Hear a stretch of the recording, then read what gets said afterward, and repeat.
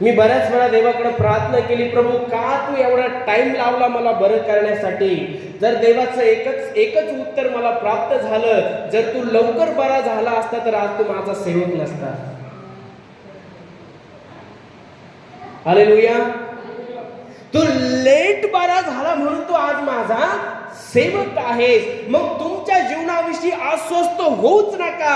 जर देव तुम्हाला बरं करण्यासाठी टाइम लावत आहे, जर तुम्ही लेट बरे होत आहात, जर देव तुमची प्रार्थना ऐकत आहे पण तरी देखील तुम्हाला आरोग्य मिळत नाहीये, अर्थातच देवाची योजना तुमच्या जीवनात खूप मोठी आहे.